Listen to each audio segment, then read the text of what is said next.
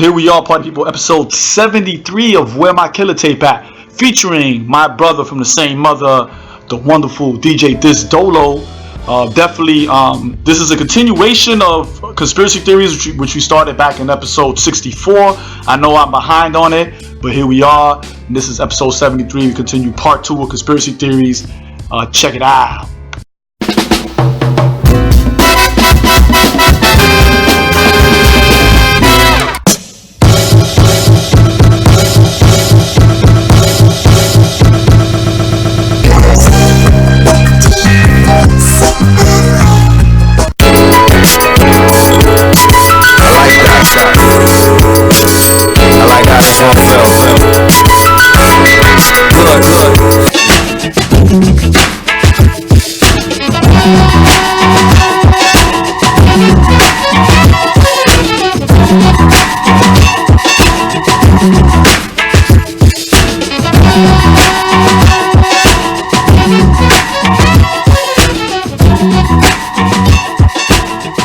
Yo, where my killer tape at, B?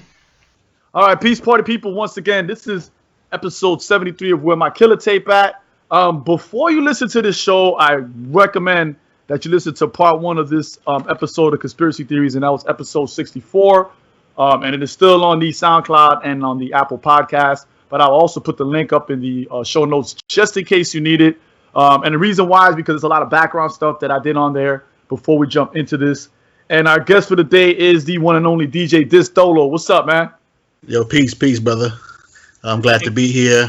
A long-time listener, of course, and you're a brother in real life. True indeed. Long time, first time, right? As they say, yeah, as we say on talk radio, no doubt. Sports radio, son. So,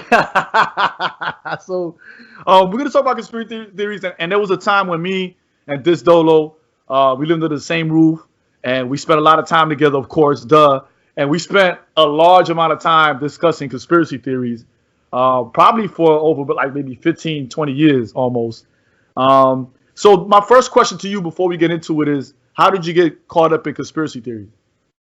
I used to chill with you, brother. But anyway, no, seriously, but I mean, I think you covered it in the first episode or the first part of the podcast where you said, it was books, like these books, and then through the music, people talking about it, and we kind of got sucked into it. And then, of course, you're my older brother, so you were bringing books home, and we were sharing music as always. So pretty much got caught up in pretty much in the hype of the late '90s, pretty much.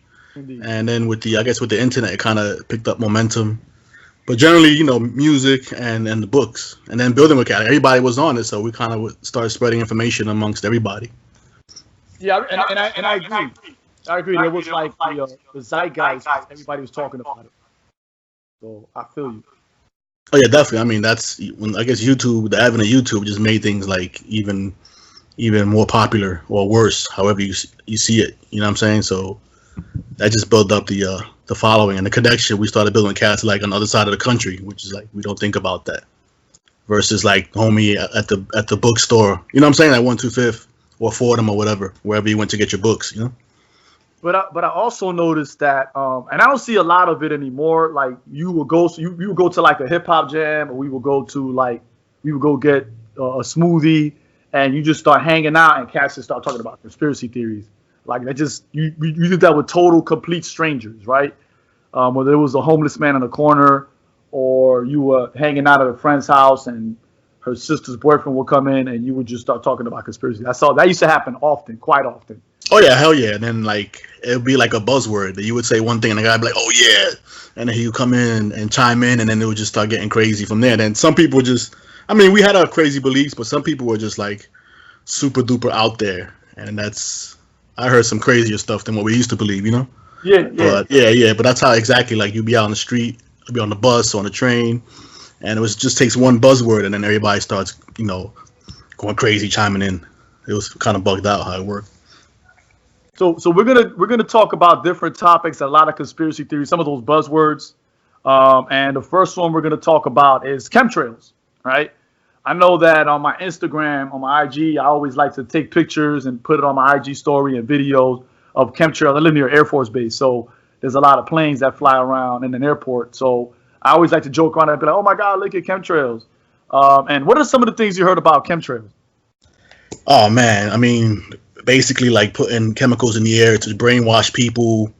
Like it's funny because we used to see those when we was little kids. We used to look up. We used to be in a FDR park in the middle of summer, and you would see the jets flying. So those things we can remember when you were small. But basically, like brainwashing people, putting poisons, that kind of stuff. Like that's I guess the gist of chemtrails, where they're poisoning the air. And there was one I think picture or video circulating about like an airplane with all these like canisters of whatever kind of gas they were putting.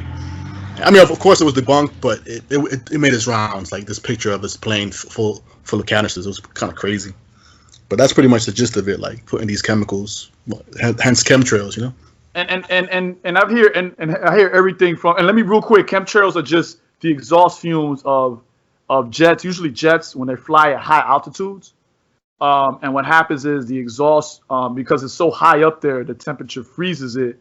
But before it comes down to the earth, it warms up and it vaporizes. So it actually never has the opportunity to do anything but vaporize. So you hear everything from, again, putting chemicals in the air to poison food, to cause cancer. I don't know why the government would want to cause cancer. Yeah, that high up, exactly. Yeah. And then things like changing the weather. Like they say they use it to change the weather. And I've even heard people say that chemtrails turn people gay. Like that's that I heard, and I was like, okay, I don't know how that works, but so you hear all kinds of things about chemtrails, and I guess because the reason is you see them pretty much everywhere, right? You at this point in technology, this modern age, people fly planes everywhere. Air travel is a lot more than it was, say, 20 years ago. So you can pretty much any moment of the day you can look up in the sky and see them, and that's one thing. Conspiracy theories argue that it's been happening for so long that's why it's changing the chemical composition of the actual air that we breathe. So because there's been so much of it. Because I know one way you debunk it is by saying, you need way more chemtrails to change the composition of the atmosphere. And they said, well, it's been going on for so long and it's been increasing that it has changed. So, yep. I mean, yeah, you pretty much nailed it. It's pretty much an artificial cloud. So it's condensation of exhaust. You know what I'm saying? So, I mean, the little signs you might find is like for example, like when you have a volcanic eruption, it creates so many clouds that it actually causes global cooling, which is actually a phenomenon when there's a huge eruption. But in any case, I mean, the chemtrail science is so shoddy. Like you said, it's just basically an artificial cloud, and the airspace has increased, and we have more jets. Obviously growing up, it wasn't as many jets as there are now, but the airspace is flooded, and like you said, the amount of chemical exhaust it would take to change the atmosphere for a long period of time would take a lot. Like you said, like a volcanic eruption would do more than the airspace in a given day. You know what I'm saying? Exactly. On the next one we want to talk about, and I remember this is something that's been going on since this theory came around in the 60s. And to be honest, I can never trace the origin of this one because I've heard so many people talk about this. But the microchip, or some people refer to it as 666, the mark of the beast. And I've heard it from so many sources. And 666 is supposed to be a story in Revelation where the devil and his followers mark you with this. They never explain what it is. It says mark of the beast, 666. And if you have this mark, you accept the rule of the devil. And then when Jesus comes back around and you have that mark, they're going to throw you in hell. Yeah. So some people say that it's a metaphor for a microchip that they're going to insert under your. Some people say in your neck. Some people say under your hand, whatever. Under your hand. There's a scene in that, and I talked about it previously in that video of Cell Therapy by the Goody Mob, where they use it to purchase items, and if you don't have it, you can't purchase items. And it's going to be used in a cashless society.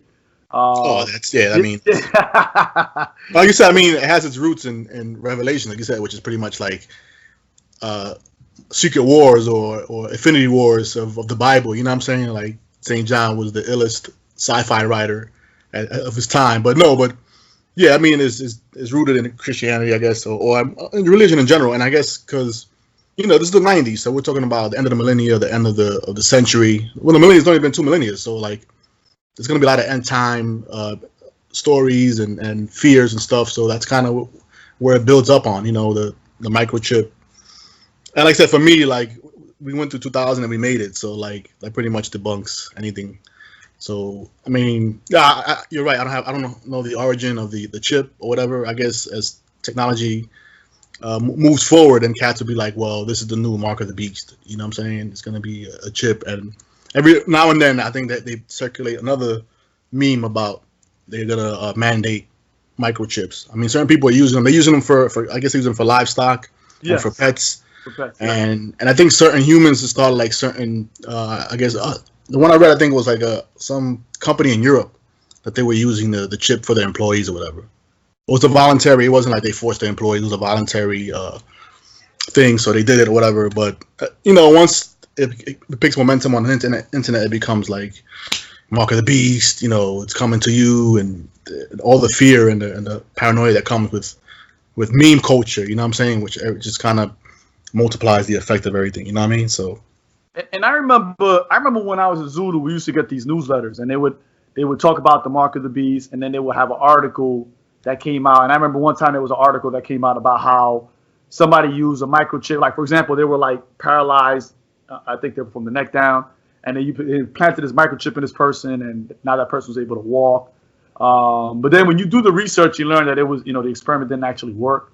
They were trying to get it, to work. So of course, like you were saying, they would say, "Oh, mark of the beast."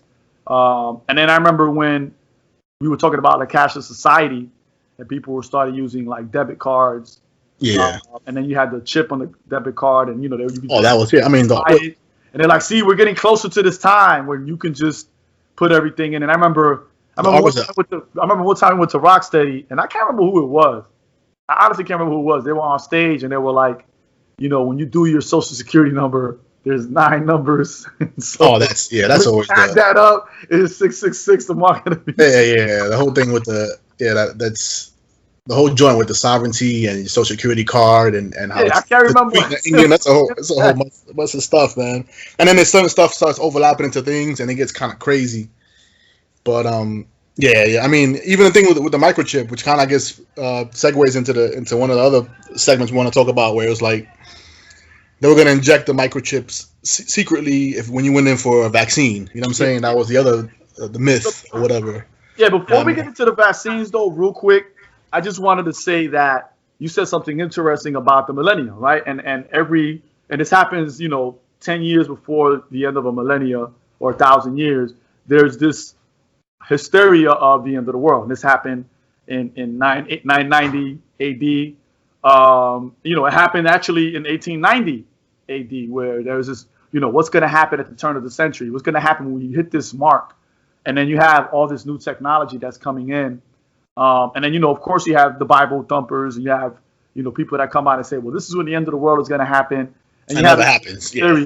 And and it never happens. And it's like we have this hype of what's going to happen when this year is over. And that kind of adds, the book of Revelation. And, a lot of people are, especially in this country, there's a lot of Christians. So there's this hype, there's this hysteria that this is going to happen. So it kind of fed into that whole, conspiracy theory thing we was doing. We was always talking about it.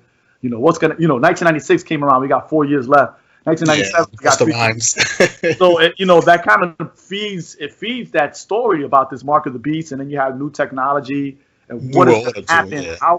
How is it going to go down, this new world order? And it kind of adds to all that. And then that's why it's very difficult to try to pipe down where these stories come from, where these sources are for this. Like, who was the first one to say it?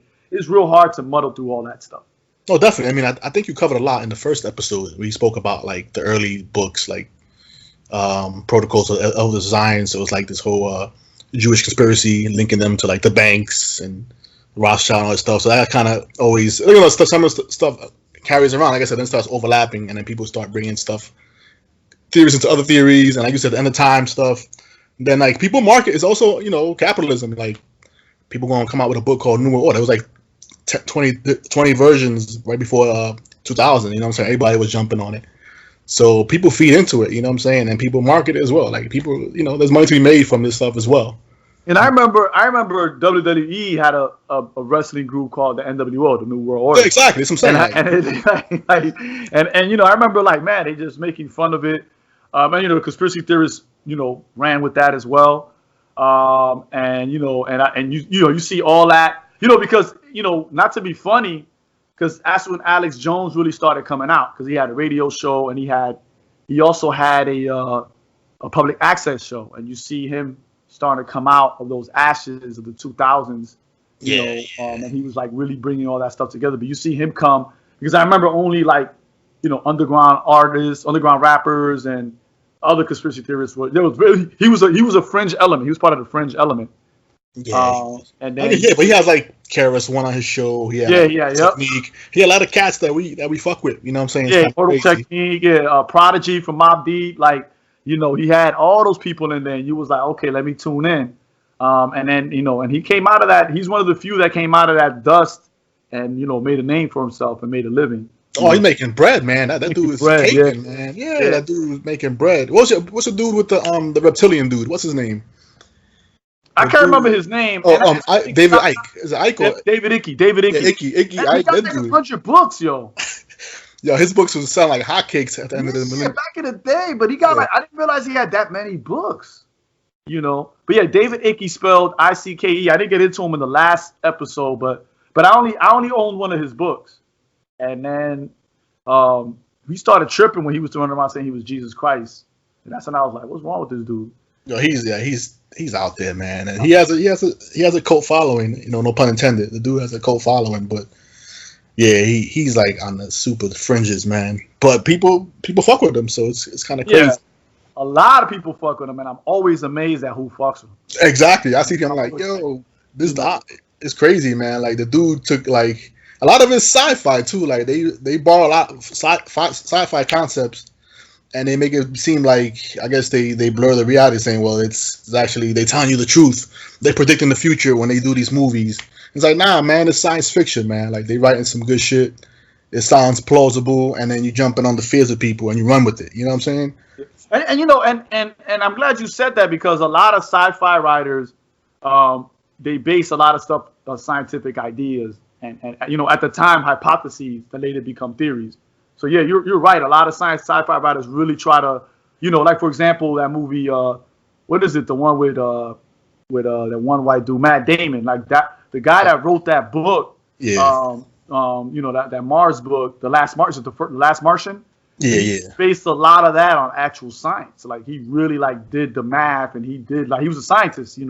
That's what his major was in, and he really based a lot of that on science. So that's why the book had a cult following. A lot of people was like, "Hey, this is really authentic science," But of course, the conspiracy theorists will run with it. Oh yeah, I mean, especially with like Hollywood and like They Live. They Lived. Oh man, with the late great Roddy Piper. Yes. Yeah, some stuff is just like, they run with it, and it's just like, come on, man. Like it's, even like if you fuck with the old G.I. Joe episodes, Cobra had like the patent on all the official conspiracy theories, weather control, controlling you with music, all that shit, man. Like, all that Cobra had it, man. Yep. So this is Marvel comic. I mean, not Marvel, it's a Hasbro. Excuse me. This is a Hasbro fucking cartoon, man. And these cats wrote the fucking. If you sit back and watch those episodes, you're gonna see a lot of those theories come up in Cobra's world domination theory, conspiracy. Excuse me. Yeah, and even the fact that they were like reptilian, you know what I mean? Because I know there's that reptilian, like the idea that there's reptilian race that runs the world. There's a joint where you remember Destro. Destro was part of like some secret society. Like his fams wore masks on some like eyes wide shut type shit. Like it was ill. It was ill. I was like, oh shit, Destro's a fucking. Whatever you want to call them, but Destro, they had an episode and they talked about the origin of Destro, and they talked about, man, it's hilarious. Like you watch it, you be like, yo, this is crazy.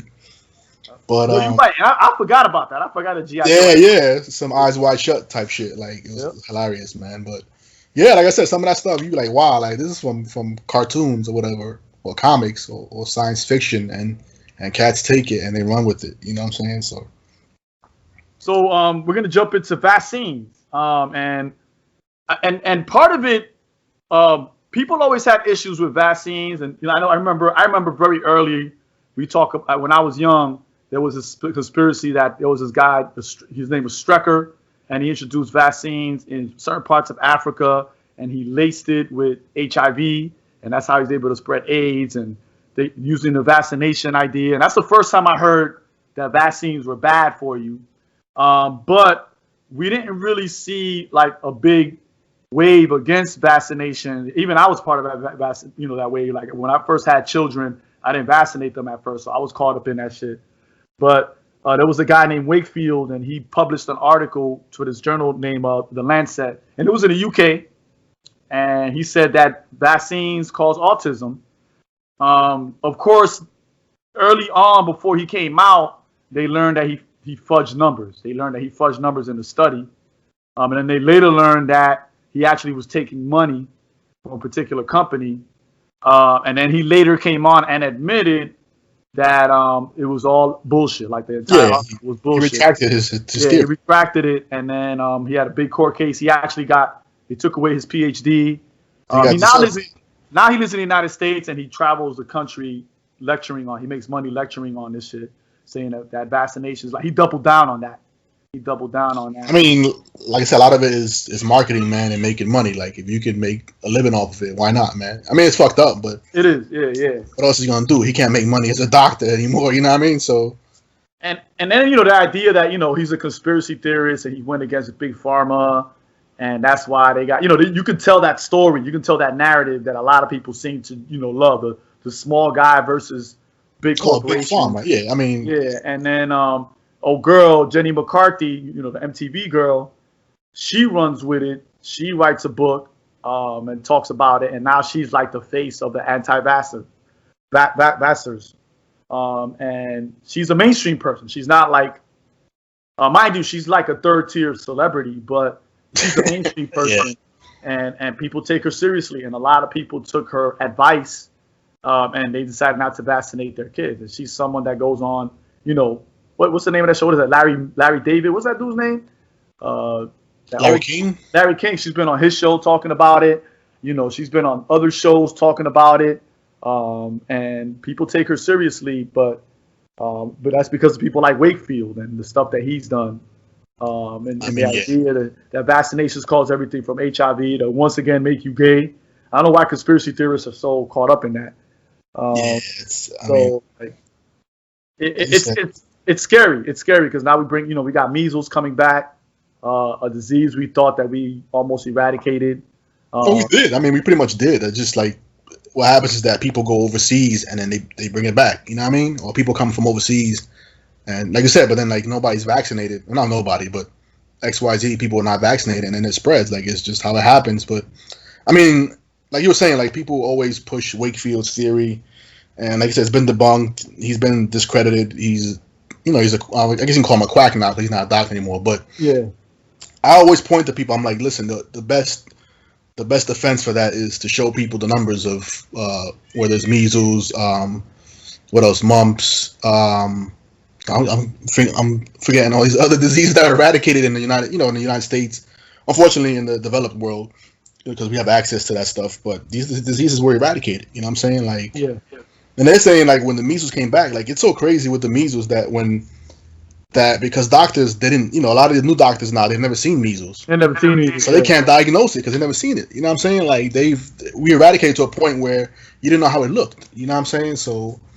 A lot of polio also. Polio is one disease that still exists in parts of the world, but we eradicated it here. You know what I mean? So that's the best way to show. I'm like, like here's the numbers. Here's these things were eradicated. And they'll be like, well, autism, and I'm like, no, autism has increased, but they haven't found a link to vaccines. You know what I'm saying? So I don't know. It's and crazy. I always point out to people that number one, autism is a spectrum, and number two, we didn't have the technology or the or the know-how to recognize someone as being autistic or being on a spectrum. Exactly, and we didn't live that long either. Cancers, like I remember being young and people just dying, and they didn't know why they died. Now we can say it was this form of cancer.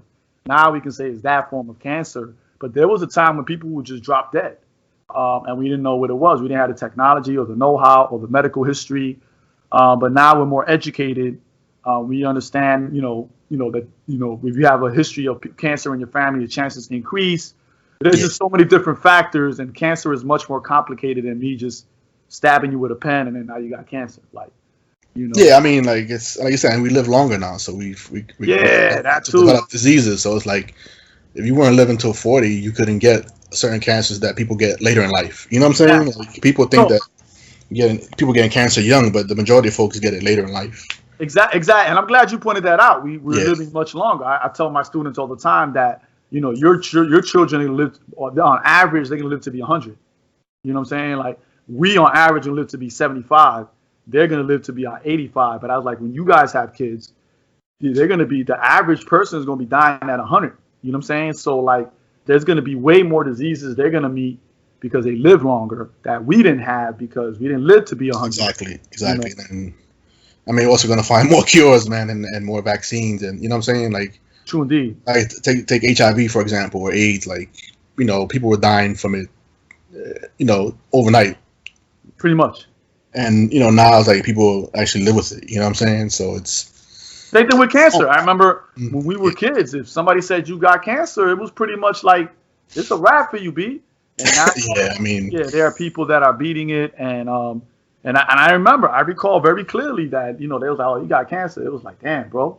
So, yeah.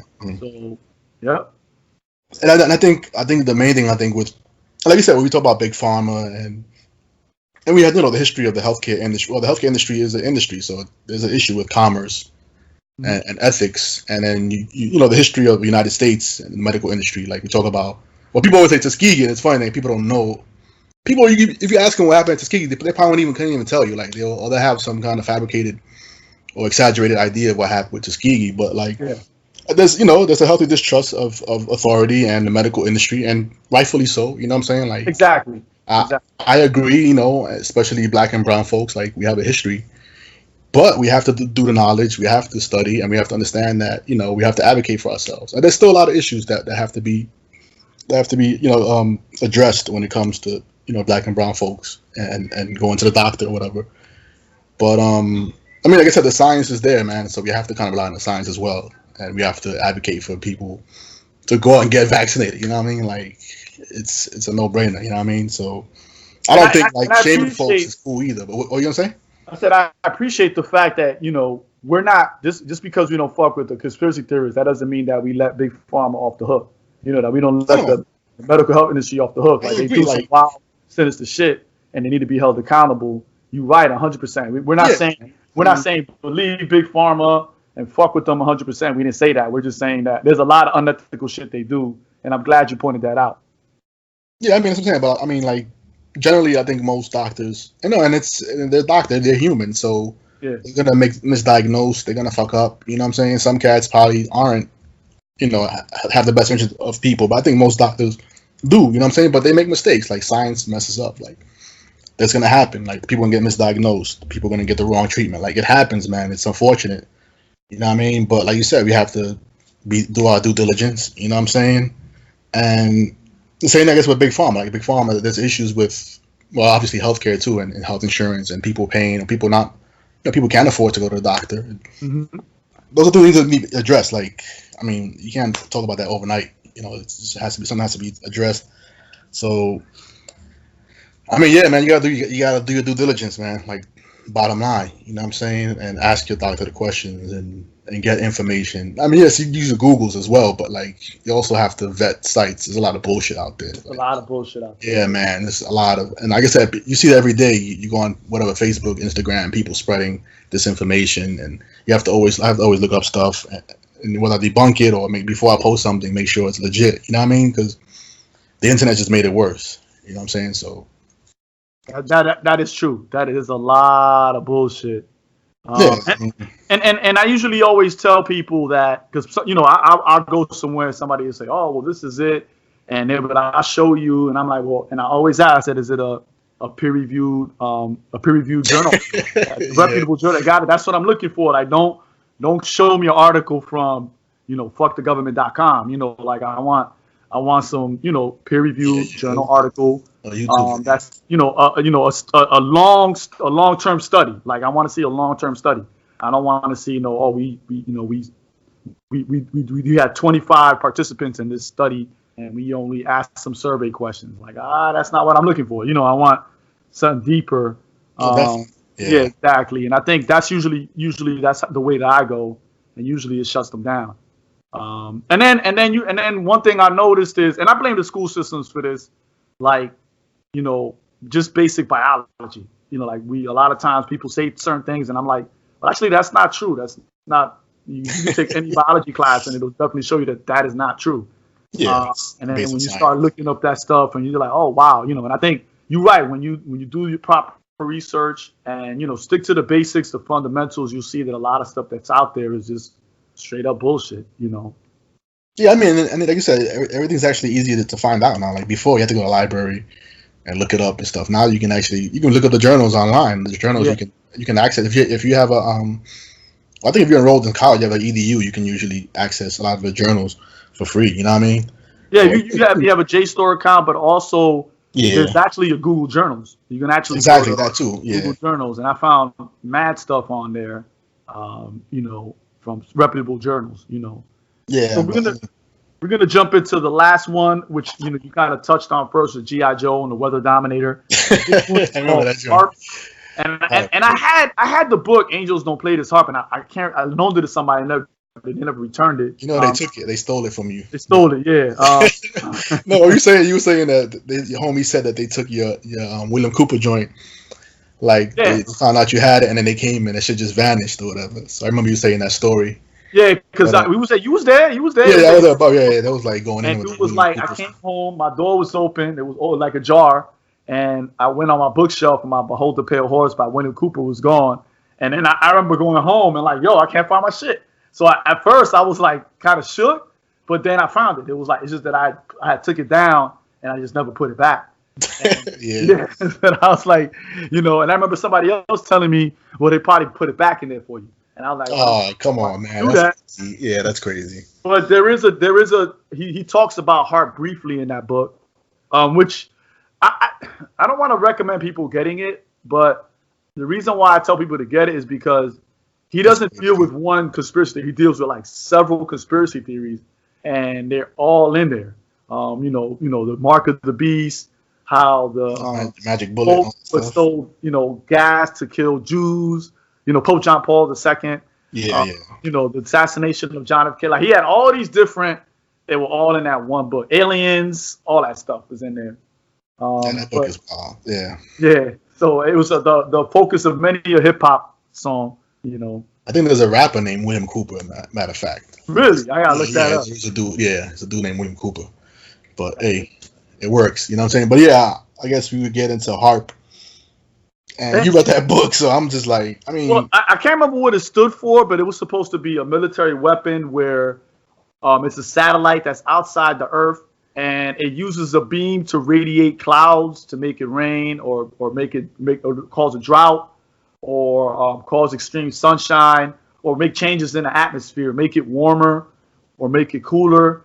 Now, when I was young and I first heard of it, of course, watching GI Joe. Especially G.I. Joe, yeah. Watching G.I. Joe, having a little bit of science, and then pseudoscience in there, and then you throw a conspiracy theory. The pseudoscience kind of made sense, because it talked about changing, refracting molecules using solar energy, and like putting atoms together, making different atoms to make different elements. Like, for example, turning it into iron to make these filaments that went into the clouds and made it storm or caused a hurricane.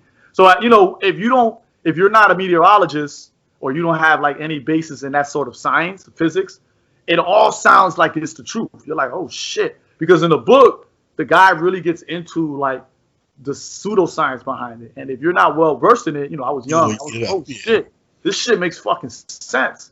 Exactly. But then if you go to a meteorologist and you kick it to them, they're gonna be like, man, that's bullshit. That is complete total bullshit. You can't do that. And they explain to you why. So that's that. I've heard everything that they use HAARP to. What is it? Well, the one I heard was like they made it to obviously Katrina, but I heard that they used it to cause the earthquake in Haiti, which is kind of like OD. Yeah, that's like the craziest far-fetched one. The funny part is the book says that it doesn't do those kind of things. It says it just deals with strictly weather. But I've heard people say that HAARP has been used to cause an earthquake in Haiti, And also to make people gay. I don't, for some reason, like, they always be like, that's how they make that's people part of the gay. agenda, yeah. You know, apparently. so they say the reason why there's been an increase in people being gay is because of HAARP. You know, and so it's like, I don't know what's up with conspiracy theories and turning people gay, but every conspiracy theory is like they're gonna make you gay. You know, I think it's because there's that idea that there's this right. It's actually a right wing idea. It's actually usually right wingers say this, that the Earth is being overpopulated. So there's always been a plan to depopulate the Earth. Yeah. And one idea is to make people gay so we don't reproduce.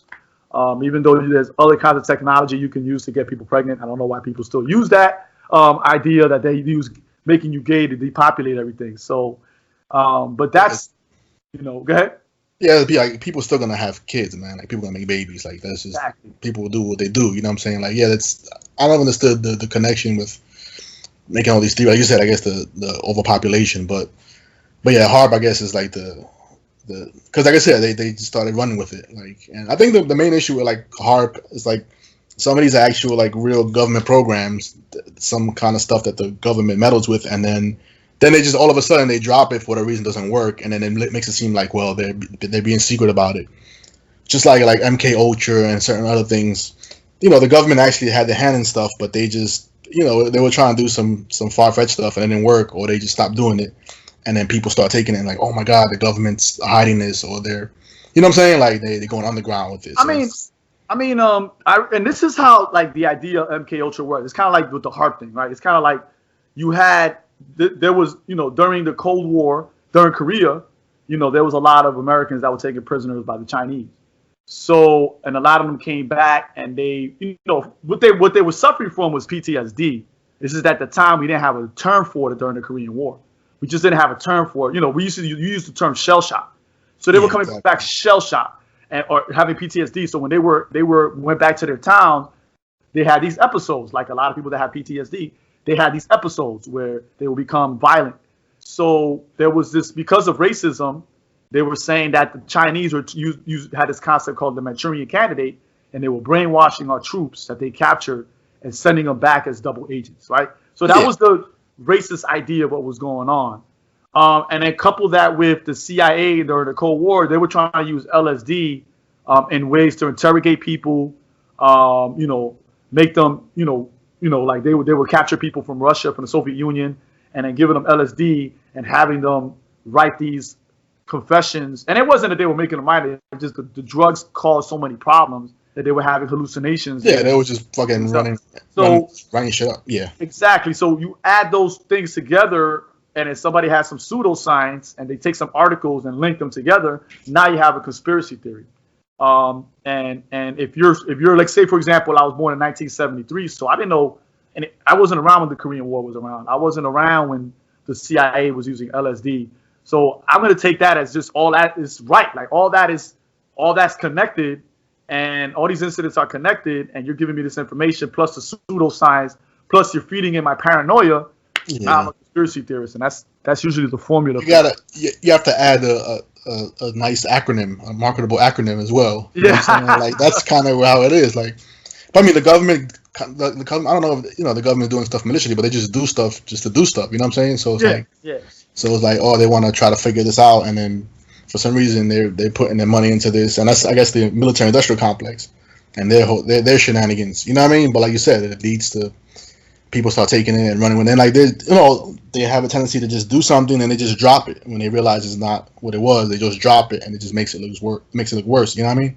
So exactly. That's the thing. Like the government does dumb shit. You know what I'm saying? So, but I think that's another thing. Like people think like the government is elite level of cats conspiring. They know they're regular people like me and you, man. They do dumb shit. They fuck up.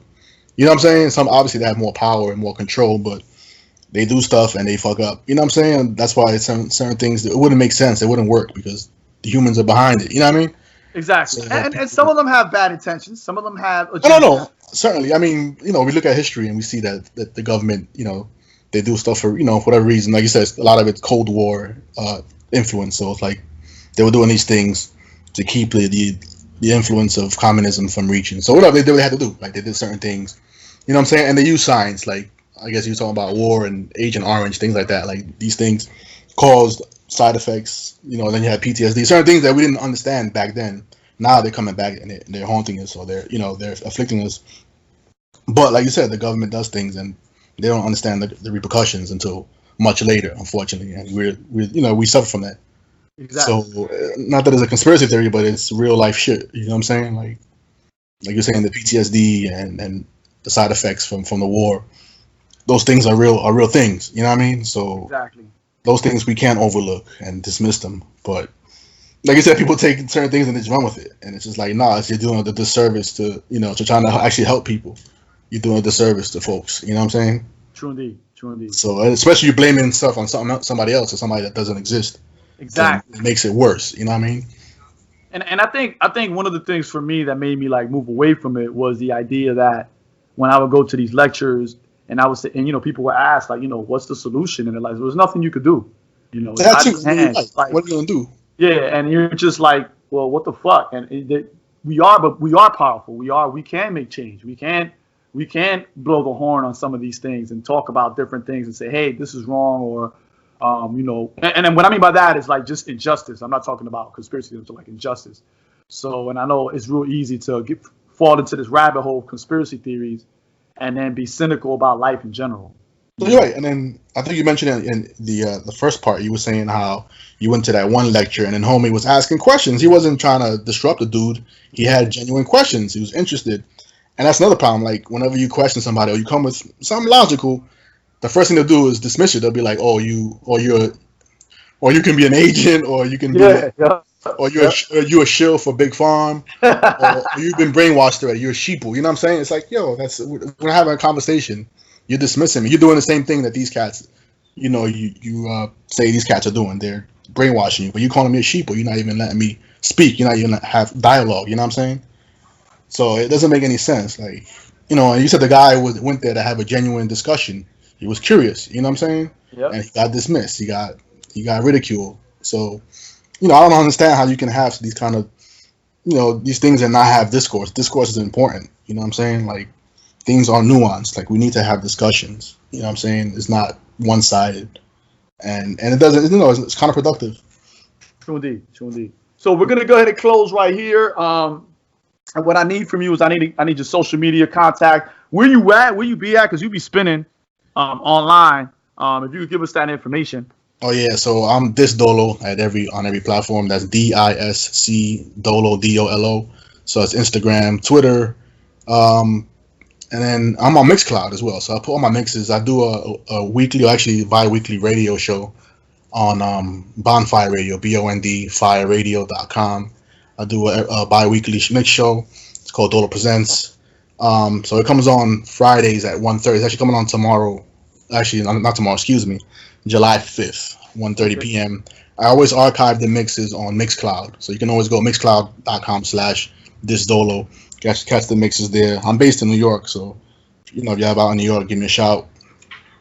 We grew up in New York, so you want definitely bookings. Yeah, definitely, man. So you'll kill that shit for you. Yeah, so So definitely, I'm gonna put all that in the show notes if you missed it. I'm gonna put all those links to Mixcloud, the Bonfire Radio. Thanks again, Disc Dolo. I gotta bring you back to the show. Oh yeah, I had a great time, man. I mean, we spoke about this a while back, so. We always talk. Definitely. So, maybe it'll be a part 3. I don't know. See how the feedback. I mean, how was the feedback for the first joint? It was actually, I've gotten more feedback about the Hotep joint that I posted last week. I got way more feedback, but I'm gonna see what's up. Like, I'm gonna see what's going on with this one. You did a part 2 of the Hotep? Well, no, you just did the part 1. I'm actually editing it now. So what's gonna happen is, party people, I'm gonna post the Hotep part 2 first, and then I'm going to do this one second. So the Hotep part 2 will be up tomorrow.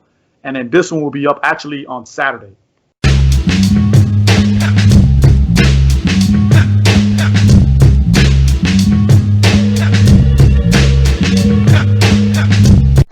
And there you have it, party people, episode 73. I hope you enjoy it.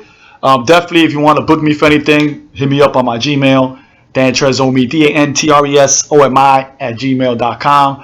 If you just want to drop a comment or two, you could do it on our official Twitter, Omi's Podcast, OMIS Podcast, or at my personal Twitter, which is usually jumping. at DanTresOMi. Again, everything will be in the show notes, including DJ Disc Dolo's Bondfire Radio link. So definitely check that out. Man, thank y'all. Word is born.